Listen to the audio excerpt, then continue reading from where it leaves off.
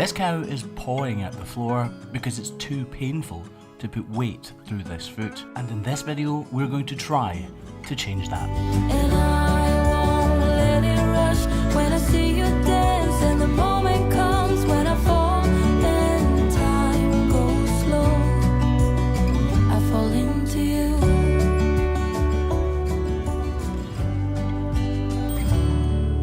Notice how this cow is walking with her head in a bobbing motion?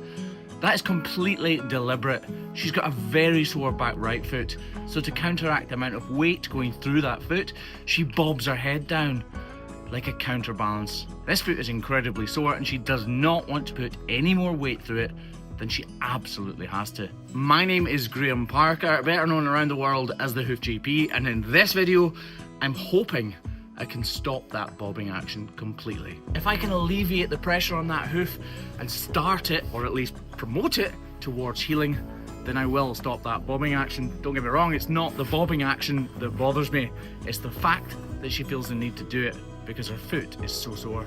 We work at farms like this every 2 weeks, routine trimming these cows. And when lameness does arise, we're right on the case because we're due here every 2 weeks anyway.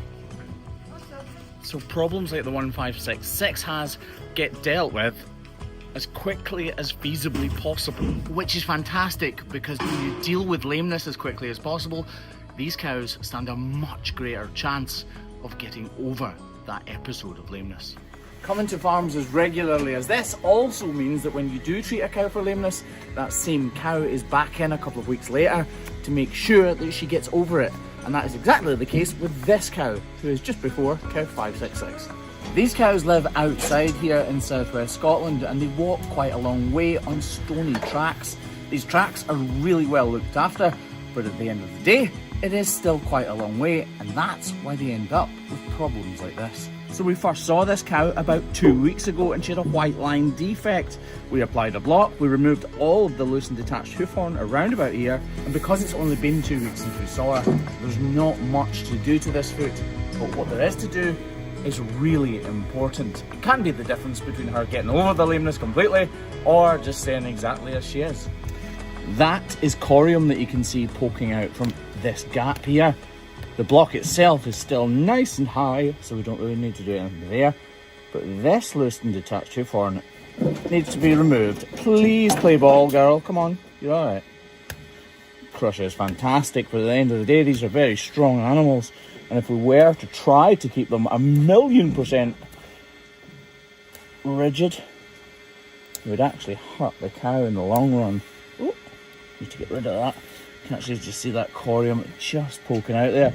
I'm slightly worried that that hasn't healed up actually, so I think this time we'll wrap her up. We use salicylic acid within a biodegradable wrap because that salicylic acid, it's easy for me to say, I actually did pretty well there to be fair. That salicylic acid though basically kills off the exterior layers of the dermis, the skin that is producing the hoof horn itself, and by killing those external layers it kind of forms a protective barrier, if that makes sense, and underneath it, new, fantastically fresh hoof horn can form uninterrupted. So what we do is we spray it with iodine, which will help shrink it up. It looks really rudimental, but we use blue paper towel, as fantastical as it is, because it doesn't seem to affect the wound negatively in any way, and obviously it's completely biodegradable, so it just breaks down. It seems to work for us really well. Salicylic acid is a product that you'll find in all sorts of face creams and ointments and Bazooka That Veruca. No, it's not a sponsored video. Although if Bazooka That Veruca would like to sponsor the channel. It looks a bit like sugar, but definitely doesn't taste like it. And because it's called acid, it sounds like it's something really harmful, but in reality, it's not actually all that strong. So this wrap isn't there to keep the foot clean as a conventional bandage for you or I would be. It's purely there to keep the product in contact with the lesion itself so that it can work its magic. So even although she's got that block and the lesion clearly hasn't healed completely, you can see as she leaves the crush here, she is walking really well, all things considered. if something was sticking out of my foot like that, I definitely wouldn't be walking as well as she is. Does anybody remember that picture that somebody sent of the AI thing? It was a Highland cow wearing Hoof GP merch. Well, Mrs HGP got a little bit carried away, didn't we, Ashley? A few months ago. I did tell you I was going to get one made. I know, but you didn't get one made, you got 2,000 made. How class is that? It's a proper hoodie as well. They're on the website right now if you want one. This one's mine. Right, Kev 566.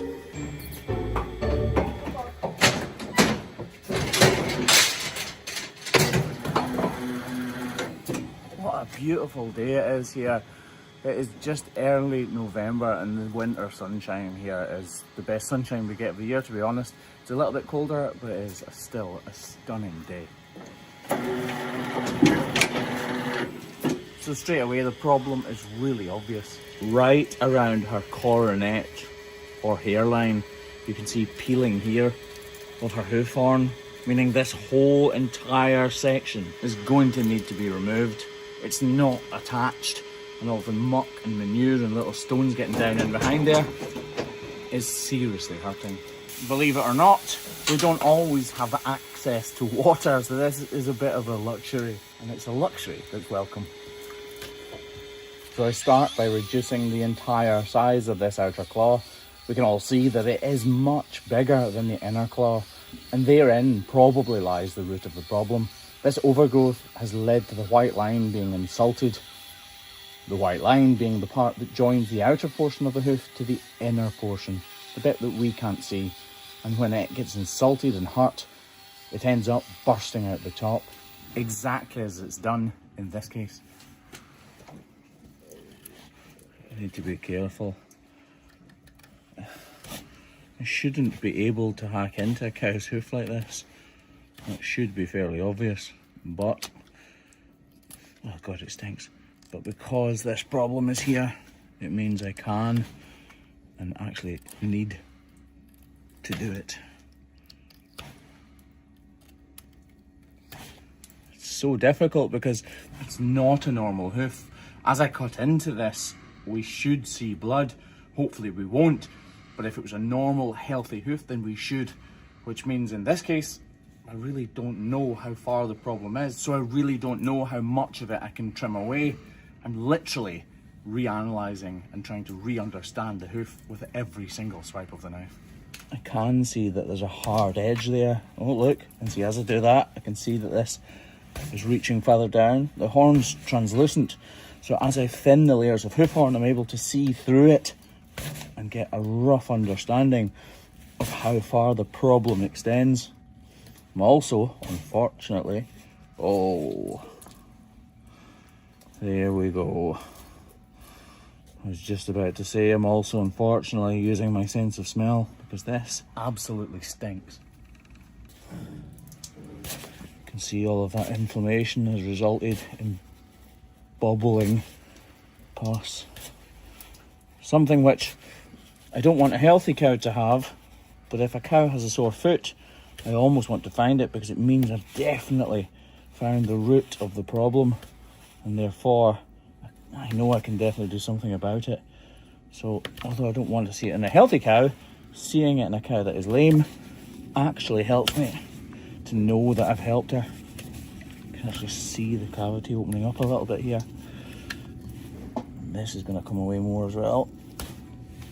The fluid you can see coming from the side wall of her hoof is clearly a mixture of claret and pus. I'm going to chase it down a little bit. Just follow the little track in. Again, we don't know how far it's going to go, so we are constantly reanalyzing. You can see that little mark there that I'm trying to chase. Can you actually see it in the comments? I'm not sure if you can. I can. Oh, I press there actually, you can see the fluid coming up. There you go, you can see it all there. I must have inadvertently grazed her corium because there's more red fluid than I would have expected. I find myself holding my breath all the time when I'm doing this. which is a bit strange, but I must feel like I can be more accurate or more precise somehow when I'm holding my breath.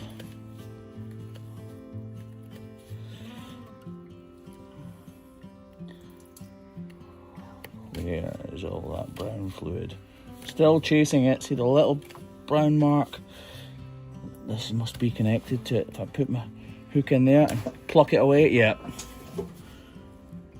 Can actually see. This is turning out to be a very messy trim, and right now I think I'm almost finished. But thinking too early can be your downfall, because there is definitely a lot more to come.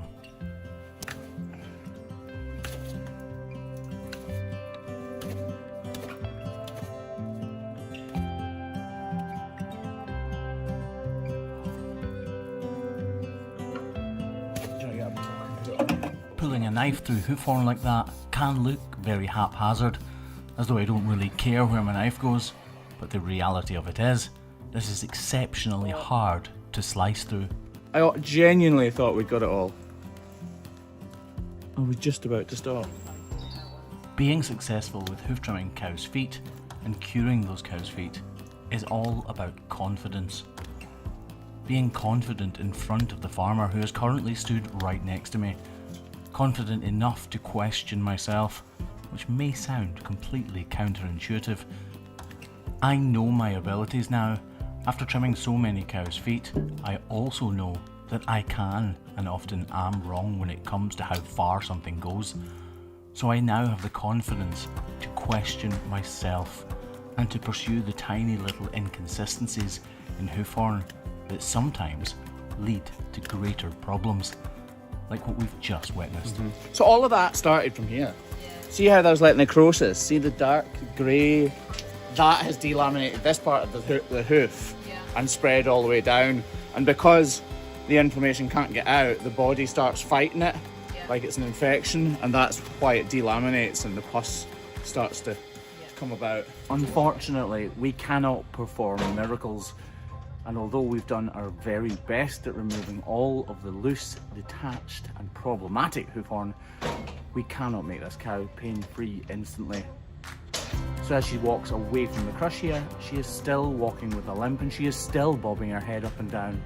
But over the next few days, I have no doubt in my mind whatsoever that she is going to feel much, much more comfortable. And the people who run this farm are incredibly diligent in caring for their cattle. So for the next week or so, she will be on pain medication, which will help with the inflammation. It'll help reduce the swelling within the hoof capsule and in turn, reduce the pain. So this cow should walk without a bob.